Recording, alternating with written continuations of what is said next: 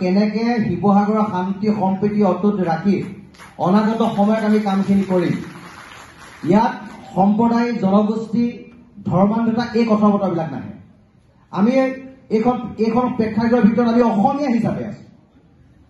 ইয়াত আহোম, কোচ, কলিতা, মৰাণ, মটক, গোসাঁই, ব্ৰাহ্মণ, মুছলমান, হিন্দু এই ধৰণৰ কথা বতৰা আমি নাই। গতিকে আহক আমি সম্প্ৰীতিৰ বাৰ্তা দিবলৈ যেতিয়া প্ৰয়াস কৰিছো, কথাবিলাক সম্প্ৰীতি, সমন্বয় আৰু ভাতৃত্ববোধৰ মাজত যাব লাগিব। কথাৰ যদি কাউণ্টাৰ যদি আমি দি থাকো, এইজনে এইটো ক'লে কিয় ক'ব বুলি যদি আমি কওঁ, তেতিয়া সভা এটা তৰ্ক প্ৰতিযোগিতালৈ যাব। গতিকে নিজৰ এষ্টাব্লিছমেণ্টৰ কাৰণে কথাবিলাক কৈ থাকিব নালাগে। গতিকে সকলোৱে সম্প্ৰীতি সমন্বয়ৰ বাৰ্তা দিব লাগিব। সভাপতি মহোদয়ে খুব সুন্দৰভাৱে সভাখন পৰিচালনা কৰি আছে। মই মাজতে তেখেতৰ মাইক্ৰফোনটো লৈ এই কাৰণে কথাখিনি ক'লো, সভাৰ পৰিৱেশটো বেলেগ এটা দিশলৈ যাব নালাগে। মই পুনৰবাৰ সকলোৰে ওচৰত শ্ৰীচৰণত সেৱা ধৰিছো, আপোনালোকক বিনম্ৰতাৰে অনুৰোধ জনাইছো, যুক্তিসংগতভাৱে বলিষ্ঠ বিজ্ঞানসন্মত দৃষ্টিভংগী, ৰাজনৈতিক কথা বতৰা, সাম্প্ৰদায়িক কথা বতৰাবিলাক আঁতৰি থলগিৰি খিলঞ্জীয়া অধিকাৰ ৰক্ষাৰ কাৰণে কথা ক'ব লাগিব। বাংলাদেশী বিধানৰ কথা 101% ক'ব লাগিব। ইয়াত থকা হিন্দু বাংলাদেশী উচ্ছেদৰ কথা 101% ক'ব লাগিব। প্ৰতিটো ক্ষেত্ৰত খিলঞ্জীয়া থলগিৰি ৰাইজৰ ভূমি অধিকাৰৰ কথা আলোচনা হ'ব লাগিব। থলগিৰি খিলঞ্জীয়া ৰাইজৰ ৰাজনৈতিক অধিকাৰৰ কথা আলোচনা হ'ব লাগিব, প্ৰস্তাৱ ল'ব লাগিব। থলগিৰি খিলঞ্জীয়া ৰাইজৰ ভূমি অধিকাৰৰ কথা ইয়াত প্ৰশ্নবোধক চিন আছে, সেই কথাবিলাক আলোচনা হ'ব লাগিব। বাস্তৱ কথাটো সেইটো, যেতিয়া এটা জনগোষ্ঠী, এটা জাতিৰ ওচৰত ৰাজনৈতিক অধিকাৰ, অৰ্থনৈতিক অধিকাৰ, সামাজিক অধিকাৰ আৰু ভাষিক অধিকাৰ আৰু ভূমি অধিকাৰ নাথাকে, তেতিয়া জাতিটো নিশকতীয়া হৈ থাকে। আন্দোলন প্ৰতি আন্দোলন চলি থাকিব, সমস্যা সমাধান নহ'ব।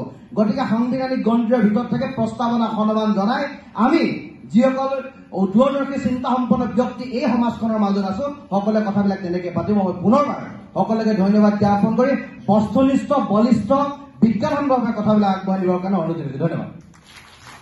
আজি অসমৰ বিভিন্ন প্ৰান্তত জনগোষ্ঠীয় চিন্তা চেতনাই ক্ৰিয়া কৰিছে।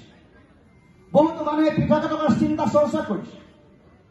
এইখন অসমত সাম্প্ৰদায়িক বাতাবৰণে অসমীয়া সমাজ জীৱনটো কলুষিত কৰিছে।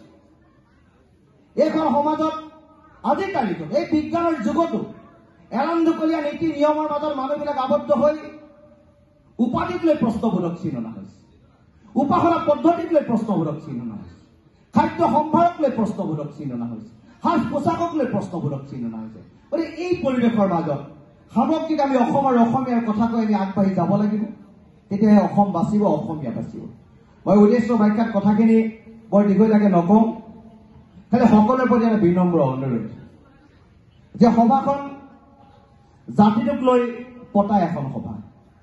প্ৰশ্ন মানুহৰ আছে, প্ৰশ্ন সুধিব পৰা অধিকাৰ মানুহৰ আছে। মনত খুঁজুৱাই থকা কথাখিনি ক'ব পৰা প্লেটফৰ্ম এখন আছে, মানুহে সেই কথাখিনি ক'ব।